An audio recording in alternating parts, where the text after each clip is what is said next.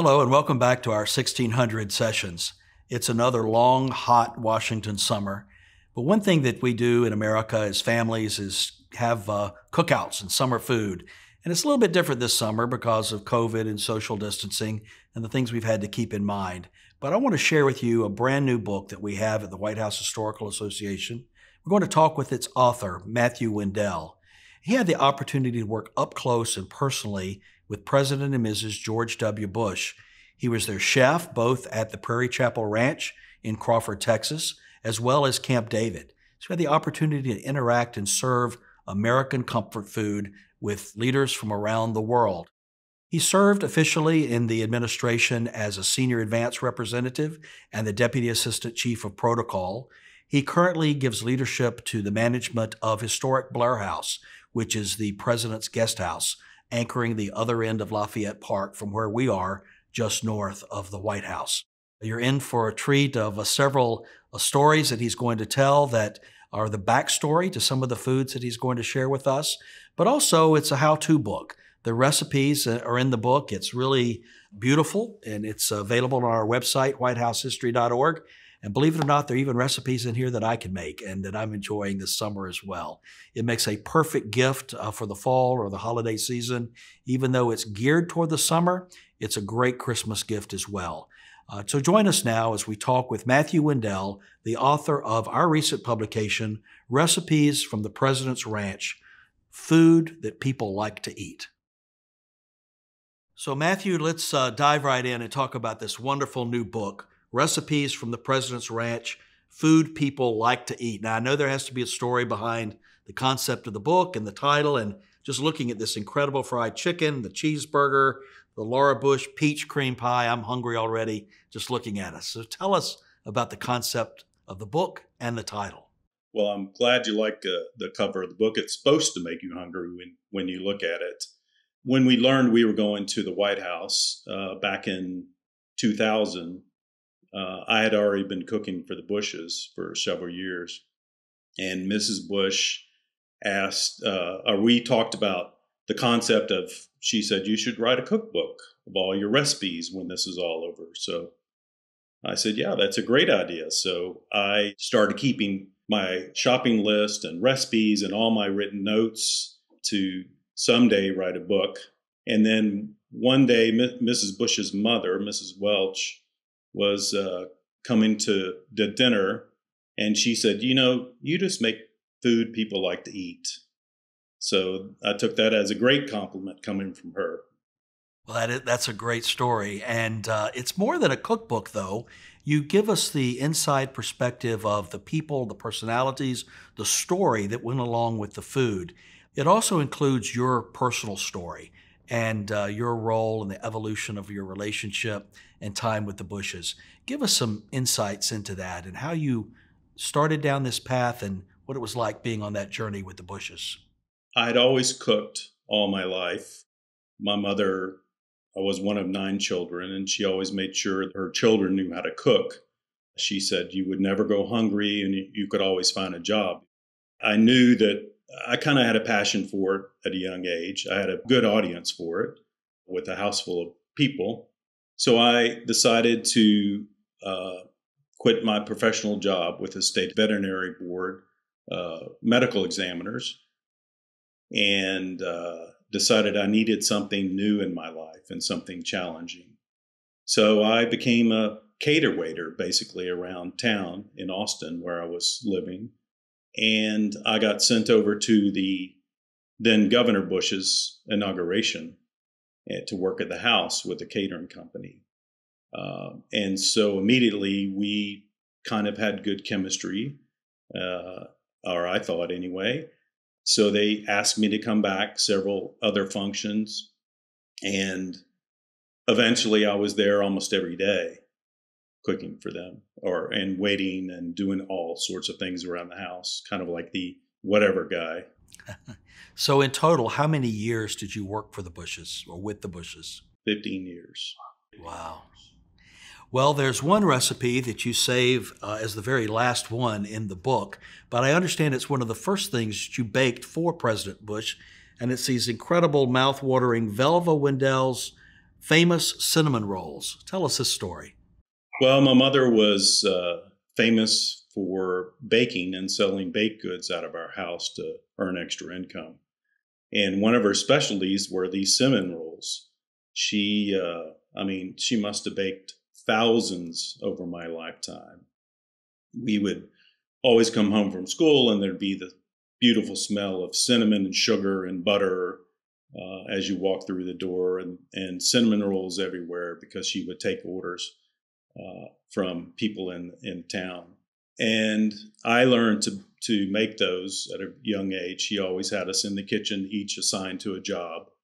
And she always let us feel the dough, smell the dough, to know when it would be ready, and especially to roll up and make the cinnamon rolls, which was fun for a kid to do, and sprinkle the sugar on there and the cinnamon.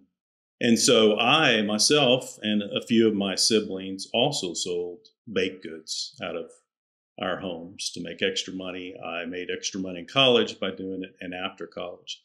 And so that was one thing that I knew I was comfortable with taking to the governor's mansion when I was working there, just to see how they would like it. And of course they did.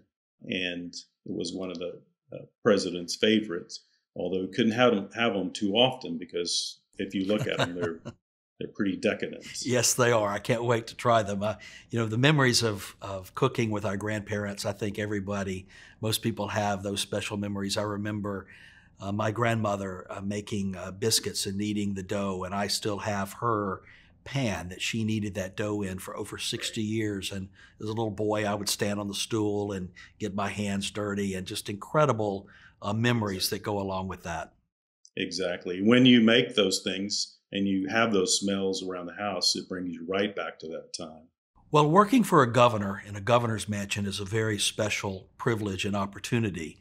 But to have the opportunity to serve a president and first lady and their guests at very special occasions at Camp David and at the ranch in Crawford, that's a pinnacle life experience. What was it like? What do you remember of when the Bushes asked you to leave the governor's mansion with them and come to Washington? Tell us that moment. Well, I was cleaning up late one night after an event out on the back patio, and then Governor Bush, came outside to have a cigar and just started chatting with me and asked me how my business was going, how I was doing, just small talk. And then he said, what would you think about if I were to run for president? Would you come with me and take care of us? And this was a year before he announced. I said, sure, of course I would. I hadn't even not crossed my mind at all. I had my mind on other things. And then, so I just stowed that away, didn't tell anyone about it. And then a year later, he decided to announce, and he said, okay, I'm going to do this. Are you still in with me? I said, of course I am, not knowing if he would win or not. And then eventually got to the election, and he didn't need to ask me again. So I was in. So you packed your bags and off you went, and packed your kitchen utensils and began a wonderful 8 years of working with them related to the First White House. packed their bags and helped them move to Washington, and then mine. That's great. Well, the first 1600 Sessions podcast that I recorded in 2017 was with a great friend of ours, a member of our board of directors here at the association, Anita McBride. She also served as chief of staff to Mrs. Bush during the second term of the White House.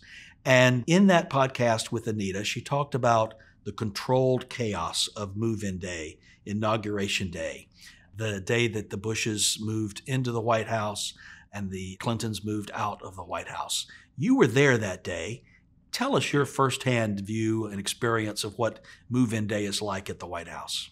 Well, I started my day at Blair House, where the family was staying, and was in charge of collecting all their things from all the Bush family and getting it over to the White House. Of course, the White House staff came over with a large truck, and we loaded it up with all the things from Blair House, because the moving truck had already been from Texas to the White House, was waiting outside when we arrived with the things at Blair House. But one of the funny things is that I distinctly remember is the president was going to wear his cowboy hat to inauguration. And at the last minute, he decided he wasn't going to wear it. So before he left, he put it on my head and said, "Now, don't you let anything happen to this hat." I'm like, yes, sir. I was not about to let anything happen to that hat or anyone else touch it. So I kept it on the whole time walking into the White House. I can imagine what they were thinking, like, here is this big Texan with a hat, not knowing that it was the president's hat. And went up to the residence, and it was just, things were flying everywhere, like a extreme home makeover edition, and new bedding, books in the shelves, photos, and all the things. It was quite a sight to see. Do you know where that cowboy hat is today? I do not, but I left it in the president's dressing room, and it was out of my hands by then. Well, at some point it was decided that rather than working in the kitchens of the White House proper, you'd be working, preparing food and serving food to the First Family and their guests at Camp David, and then what became very familiar place to the American people, the Prairie Chapel Ranch in Crawford, Texas, very important place to the Bush family. Tell us about both of those places, their historical importance, and how important it is for a president and First Family to have a place they can go to other than the White House, not just to escape the work, because the work is with them 365 days a year, but it's a change of venue. What are those venues like for the work of a president and in serving food for and with the First Family? Well, Camp David is someplace they had been for many years when his father was president, and they loved Camp David. The family loved Camp David. We're very, very familiar with it. It's a great getaway north of Washington, usually nice and cool in the summer because it's in the mountains, and very, very cold in the winter. And it was a great honor to go up there. They have the Navy does the food, the Navy chefs. And Mrs. Bush wanted me to go up there and kind of teach them the things that they like, that the Bushes liked, and the ways that they like to service and to take care of them up there. So I had the great honor of working with some great chefs there and teaching them the ways, because they were used to doing things on large ships, of course, and cooking for hundreds and hundreds of people. And here we were only cooking for 30 or 15. So we had to pare down and do the recipes that they wanted, because they were, like everyone else, just regular food to comfort them and to relax when they're relaxing on the weekends. And Crawford, it was an incredible place. It still is. I had the honor of going out there, and the great honor of the Bushes trusting me to cook the food that they liked and serve all these incredible leaders and guests and even their friends. And just, they left it to me to take care of that place. And that was a great honor. And the trust they put in me.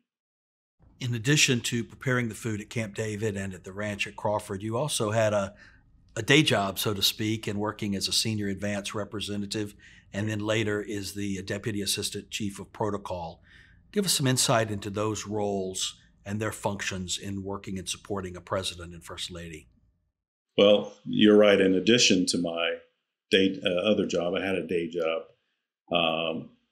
Advance, that was a job where we were basically the event producers for the President and First Lady in the United States and around the world, preparing for their visits to all over the world, many places in the United States, So we basically prepared, or were the event directors for all the president and first ladies' events and visits around the world, including state visits to other countries. And I was often tasked with the food portion of the visit because I was the president's chef. So that was very interesting. I got to, at number 10 Downing, when he was there for lunch, I got to go in there and consult with the chef. It happened to be Nigella Lawson at that point. She was brought in to cook that meal, and things like that around the world. Plus, liaison with the country's embassy staff and ambassador to make sure everything went just as so. In protocol, I was in Deputy Assistant Chief of Visits, and that's basically, we acted as the foreign country's advance or event planner in the United States. So we made sure that the foreign dignitary and his delegation had everything they needed, all the contacts in the country that they needed, and helped them through that process of arranging meetings at the White House, at the Capitol, visits Arlington Cemetery, and including planning and executing state visits when they were here for that, such as the Queen's visit or the Pope's visit. Tell us what it's like planning a meal for distinguished guests, some heads of country or others that are visiting Camp David or visiting the ranch at Crawford, working with the First Lady, how involved she was in what was being prepared. And then how did you prepare it? Did you just go to the Harris Teeter and buy what you needed and bring it back and like you would do at home? Almost like that. The First Lady was involved in every aspect of the meal and the visit. She liked to be very hands-on. I would often present her with, I thought, what a menu would be, and she had her ideas of what the menu should be from her perspective.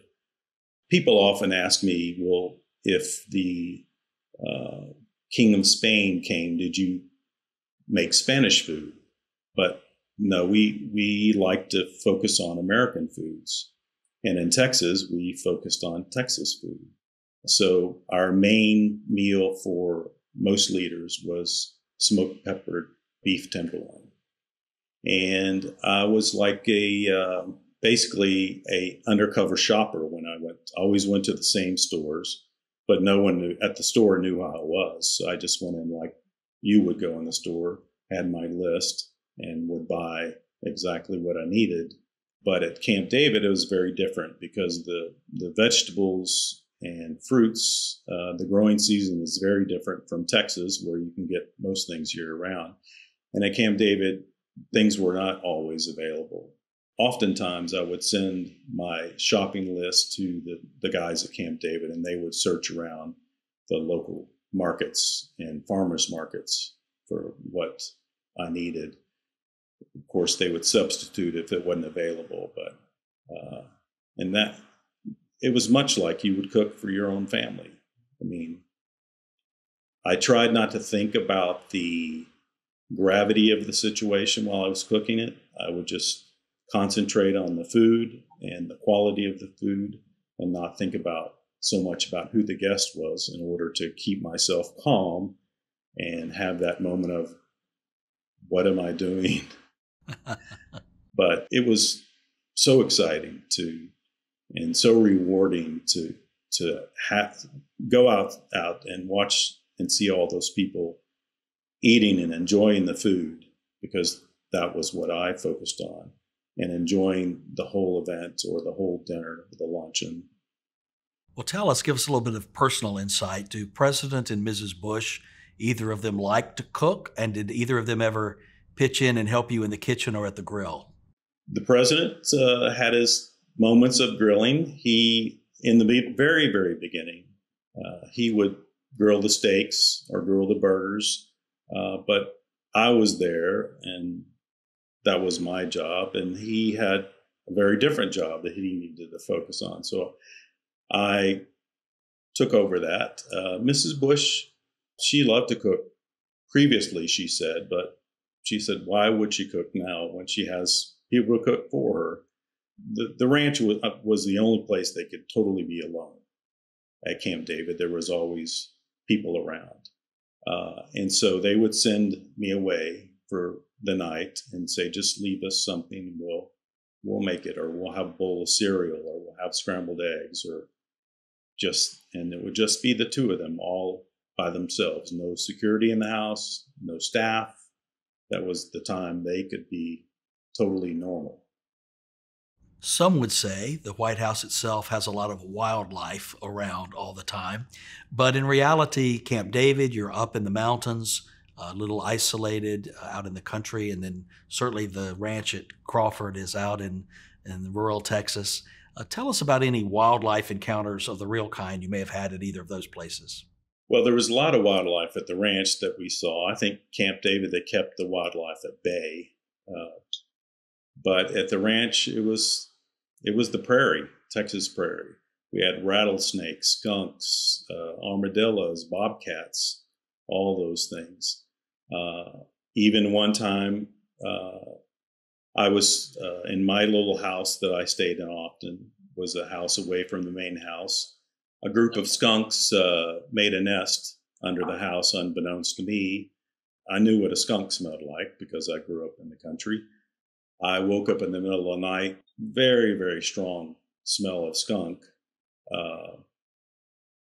and thought, what in the world happened? And so I had realized that the skunks were under the house. Something had disturbed them. So that, of course, they sprayed everywhere, got into my bedding, into my clothes, into my hair, and I had to throw away my suitcase because the skunk smell was so bad. It took me several washings to get the smell out of my clothes. There were spiders, always, because you're out in the country. One time there was a snake that I believe it was a copperhead tried to get into the ranch house and the main house. Wow. And I discovered it one night and stopped it. The president came out because he'd already gone to bed and wanted to know what the commotion was, and told him there was a snake trying to get in the house. So he went and got his gun and was going to shoot it. I said, please, sir, don't shoot that snake, because those Secret Service guys that are right over there will probably shoot me when they hear a gunshot. So he decided not to do that. We got a shovel and took care of the snake. During every presidency, there are days where a president and staff remember where they were and what they were doing. And for our country, one of the most significant days in that regard was September the 11th, 2001. You were working in the White House on that day. Tell us about your experience. That day was so surreal because, of course, none of us expected anything like that to happen. I had an office in the East Wing at the time. I'd come into the office and the TV was on, and we were all watching the news reports of the planes hitting the towers.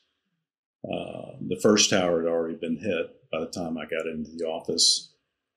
And then we saw the second tower get hit by the plane, and we knew this was not an accident. Then Secret Service immediately came in, screaming at us to run away from the White House as fast as you can. So we all ran. We ran into McPherson Square Park, and it was just such a moment. You didn't understand what was going on, because we had no radio reports or anything. Cell phones were not what they are today, so the communication was not good. Everyone was pouring out of the buildings downtown, wondering the same thing that we were wondering.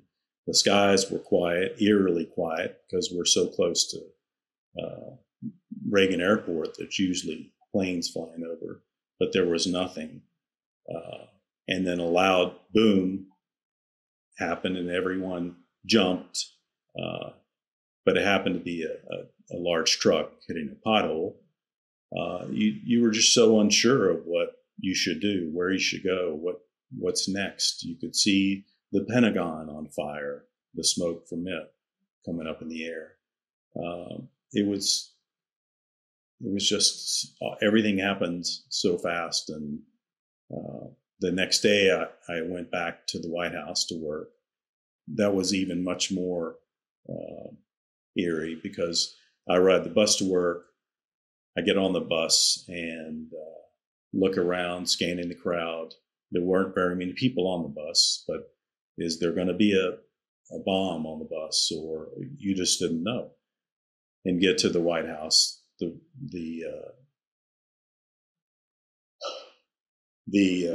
parameters pushed out to H Street, and entering the White House, it was just a strange feeling, because you just don't know what's going to happen next. Over the course of 8 years, you had the opportunity to prepare food and serve for many heads of state and world leaders. In fact, there was a news story that referenced something called cheeseburger diplomacy during President Bush's administration. What precipitated that? Well, that I think there was a news article. I think because we always put the menu out to the press, what we were having, and often we would have cheeseburgers, and they might have thought that was strange for a world leader to have cheeseburgers. But so the reporter wrote an article called Cheeseburger Diplomacy. And it really was true, because the leaders actually really enjoyed cheeseburgers, and some even requested cheeseburgers for their visits. It was a meal, I think, that brought everyone down. It was great diplomacy to sit at a table, a big table full of people that you may not know, and share a cheeseburger. I mean, what's more American than that? Food always seemed to be the great leveler out at the ranch. The foreword of the book is written by Mrs. Bush, and she says some very complimentary things about you, and also what it was like for her to serve and be the host for guests enjoying some of these very special meals that you prepared. You also talk about in the book the special touches that she would bring to entertaining and to hospitality that were important to her. Can you share some of those with us? She was always very involved in the table setting, what plates we chose, what glassware, everything. The flower arrangements oftentimes came from a nearby garden, or sometimes the White House sent flowers. But she liked to focus on Texas things, like even the flowers. She was very, very considerate of all her guests. And if she knew a certain person was coming for a meal or a visit, she might pull out a gift they had previously given them and use it in the service, or have it displayed on the counter. She was very involved in setting up the rooms, making sure everything was just so, and very clean and very pleasant, and everyone had what they needed. They had a robe, they had plenty of towels, they had blankets in case they got cold, they had water, they had cookies, just great hospitality. Few people have the opportunity to see other world leaders up close and personal, and certainly the privilege you had to work so closely with the Bushes was really wonderful. But the other leaders from around the country that you got to see in a very comfortable environment, they weren't up on a stage or giving a formal speech. They were interacting more casually with the President and First Lady at Camp David or at Crawford. Share some of your impressions of some of those. I particularly enjoy the story about Angela Merkel and her intrigue about barbecuing. So start with that one. Well, you know what, you find that, and my mother always told me, we're all the old adage, you all put your pants on one leg at a time. So everyone started somewhere. And at the ranch in Camp David, all these leaders, they were just relaxed and normal people, because imagine the pressure on them, just like the pressure on our president that you have to be on and all the time, and that you can go someplace and just relax and be yourself and basically let your hair down. Chancellor Merkel, surprised me at the barbecue pit. I was out making the tenderloin, and Mrs. Bush and the president and the chancellor and her husband were out for a walk, and they just happened to stop by the barbecue pit and ask me, "Oh, so what are you cooking here?" I showed her how I was cooking the meat, how I seared it, how I smoked it, and she was very interested in that, and told me that she herself loves to grill out and barbecue, and it's one of her things she does to relax. So it's those moments that humanize everyone. Well, coming from Texas, President and Mrs. Bush both love Tex-Mex, I understand. And that was a common item, or that a common influence on the table, the menu at Crawford. Tell us some about some of those dishes and what may be found in this book. One thing, we always made fresh tortillas. President and Mrs. Bush from Midland, Mrs. Bush's family is from El Paso, and so they knew tortillas and good Tex-Mex. So we never bought a tortilla, believe it or not. They're so easy to make. So we had quesadillas for lunch a lot. We had always guacamole and fresh salsa I made. And one of Mrs. Bush's favorite Sunday night meals would be stacked enchiladas. It's one thing she said when she had, that her mother made when she was growing up. Those were very simple. The recipe's in the book. If you see it, you could make them easily on a Sunday night or any night. But the influence was always there of the Tex-Mex. Well, Matthew, we know that presidents are not all perfect, and some of them have a vice or two. We understand that President Bush had a bit of a sweet tooth and liked dessert. Was there anything in particular, or do you have a good story that would be great to share with our listeners? Sure. People always ask me, what's the president's favorite food? And I always answered dessert, because he loved dessert. And I believe that he ate his meals so fast so he could get to dessert. An example of that is when we were at Camp David one time, and it happened to be my birthday. I didn't tell anyone when it was my birthday, but they decided to have a meal in their private cabin, and I would go over there and cook it. And I cooked the meal, served the meal, cleaned up the dishes, and then they come out with a birthday cake to surprise me. Everyone sings happy birthday, the whole thing. And I go to blow out the candle, and apparently I took too long, because the president blew out my candle on the birthday cake and said, "Well, let's eat." I mentioned to him, "I hope you made a good wish for me since you blew out my candle for me," but I think he just wanted to eat cake. He didn't care. Well, President Bush, I don't think, is exactly known for his patience, so that's a great example of that. And I'm sure he was eager to dive into it as well. So, Matthew, you have a very compelling personal story to come from a small town in Texas, to work for the governor of a great state, and then to work with the President and First Lady of the United States and interact with all of these world leaders, sharing with them something that's very important to every American, and that is our food.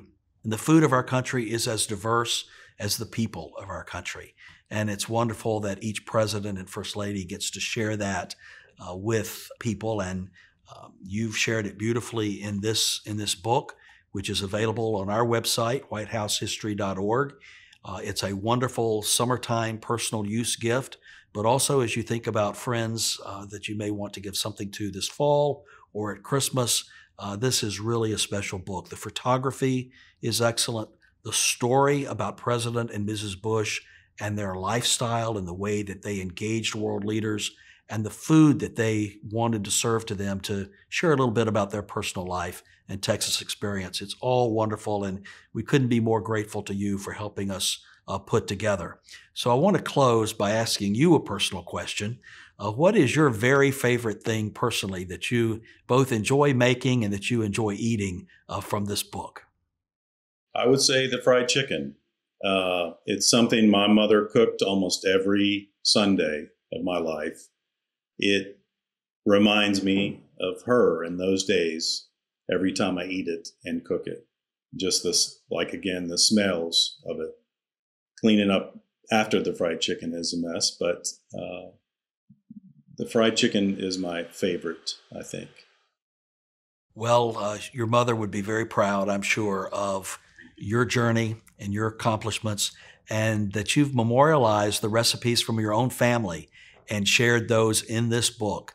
And not many moms can say that their son has prepared a meal for the President of the United States. But even to me and to our mission here at the White House Historical Association, you're helping us share these stories, share these recipes, and bring us into a little bit behind the curtain of what it was like in the Bush White House and working so closely with President and Mrs. George W. Bush. Thank you for sharing your story. I hope our listeners will enjoy this book as much as I have. And it's always a pleasure to work with you, Matthew. I have to close by saying that you are our neighbor here at Lafayette Park, giving leadership to Blair House, the President's Guest House. And we're very privileged as a nation to have you representing our country, interfacing with the President's most important guests that come and stay at historic Blair House. So thank you very much for your service and for your leadership, and most of all, your cooking. Thank you. Can't wait to try some.